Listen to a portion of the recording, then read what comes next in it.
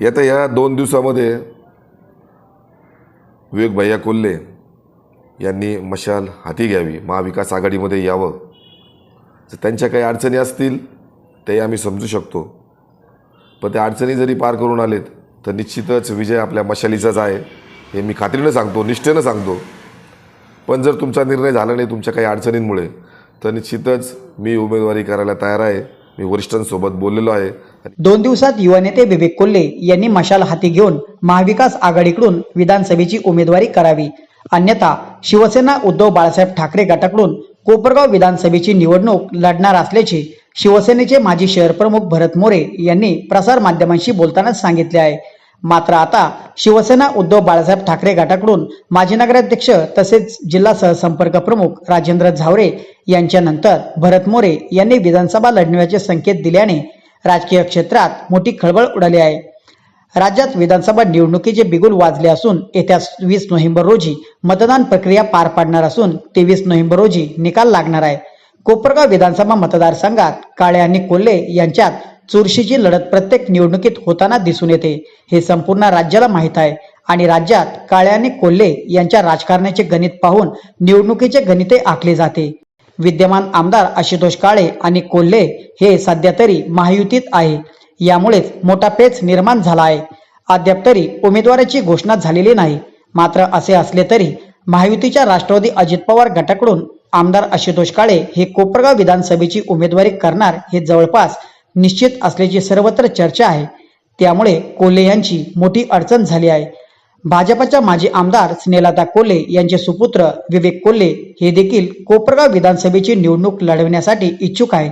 जर महायुतीचे उमेदवार आमदार काळे असल्यास कोल्हे यांना महायुतीतून बाहेर पडून शरद पवार गट किंवा उद्धव ठाकरे गटात प्रवेश करून उमेदवारी करावी लागेल, असे तरी सध्याचे चित्र आहे.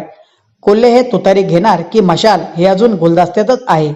कोल्हेंचा निर्णय होत नसल्याने 2 दिवसात युवा नेते विवेक कोल्हे यांनी मशाल हाती घेऊन महाविकास आघाडीकडून विधानसभेची उमेदवारी करावी, अन्यथा शिवसेना उद्धव बाळासाहेब ठाकरे गटाकडून कोपरगाव विधानसभेची निवडणूक लढणार असल्याचे शिवसेनेचे माजी शहर प्रमुख भरत मोरे यांनी प्रसार माध्यमांशी बोलताना सांगितले आहे. आता कोल्हे काय भूमिका घेणार हे बघावे लागणार असून त्यांनी निर्णय न घेतल्यास भरत मोरे यांनी आपण उमेदवारी लढणार असल्याचे सांगितले आहे.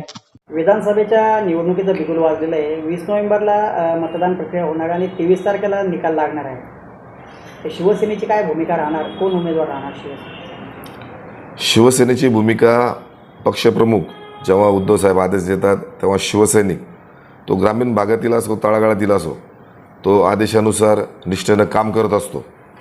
कोपरगाव विधानसभेचा जर विषय घेतला, ज्या दिवशी आचारसंहिता लागली, निवडणुका जाहीर झाल्यात, आज ज्या शिवसेनेनं या महाराष्ट्रामध्ये करंगळी देऊन या भारतीय जनता पार्टीला महाराष्ट्रामध्ये आणलं, त्यांना वाढवलं, त्यांना मोठं केलं. आज देशाचा जरी पंतप्रधान भारतीय जनता पार्टीचा असेल, पण शिवसेना प्रमुखांनी जेव्हा त्या गुजरातचे मुख्यमंत्री असताना भारतीय जनता पार्टी अक्षरशः मोदींना पार्टीतून हद्दपार करत होती, पण त्यावेळेस शिवसेना प्रमुखांनी वाचवलं त्यांना. आज त्यांना त्यावेळेस मुख्यमंत्री ठेवलं, ते टिकलेत, म्हणून आज ते देशाचे पंतप्रधान तिसऱ्यांदा झालेत. अशी कृपा शिवसेनेची भारतीय जनता पार्टीवर आली आहेत. पण भारतीय जनता पार्टीनं कायमच शिवसेनेचा घात करण्याचा प्रयत्न केला. आज भारतीय जनता पार्टीच्या प्रत्येक नेत्याच्या मुखातून शिवसेना संपवण्यासाठी, उद्धव साहेब जेलमध्ये टाकण्यासाठी, आदित्य साहेबांना जेलमध्ये टाकण्यासाठी, शिवसेनेचे जे आमच्या बुलंद तोफा असतील त्यांना विनाकारण कुठल्या ना कुठल्या आरोपाखाली गुंतवायचं, तुरुंगात टाकायचं, त्यांचे तोंड बंद करण्याचा प्रयत्न करायचा, असा घात शिवसेनेसंघ चालू आहे. आणि त्यात निवडणुका लागल्यानंतर कोपरगाव शहरामध्ये जर आमच्या शिवसेना पक्षाला या विधानसभेमध्ये खऱ्या अर्थानं उमेदवार नसेल, मी एक निष्ठावंत शिवसैनिक म्हणून गेल्या 30 वर्षापासून शिवसेनेचं काम करतो. 10 वर्षापासून माझी पत्नी कोपरगाव नगरपालिकेमध्ये नगरसेविका आहे. माझा व्यवसाय मेडिकलचा आहे. मी निष्ठेनं जनसेवा करतो शिवसेनेच्या माध्यमातून. आज जर शिवसेनेची जागा किंवा महाविकास आघाडीची जागा जर या मतदारसंघात अजूनही निर्णय होत नसेल, तर मी शिवसैनिक म्हणून निष्ठेनं, फाटका का असेल, गरीब असेल, पण मी माझ्या पक्षाची जागा खाली जाऊ देणार नाही, महाविकास आघाडीची जागा खाली जाऊ देणार नाही. आज मी वरिष्ठांसंघही संपर्क केला, त्यांच्याशी मी बोललो, साहेब मी पण विधानसभा निवडणूक लढवण्यासाठी इच्छुक आहे. जोपर्यंत इथला उमेदवार फायनल होत नाही, एक दिवस जातो आहे, प्रतिस्पर्धी जर बघितले तर आज ते प्रचाराला लागलेत, घराघरापर्यंत पोहोचलेत, मतदारापर्यंत पोहोचलेत. आपल्या पक्षाचं किंवा महाविकास आघाडीचं अजून इथं कसलाही थांगपत्ता नाही. जी बलाढ्य ताकद आपल्या पक्षामध्ये येत आहेत त्यांनासुद्धा कदाचित काही त्रास होत असेल, त्यांच्यावर काही प्रेशर असेल, त्यामुळे ते येऊ शकत नाही. पण ती बलाढ्य ताकद जर आपल्यामध्ये आली तर निश्चितच तुल्यबळानं निवडणूक चांगली होईल. यात महाविकास आघाडीचा विजय निश्चित होईल.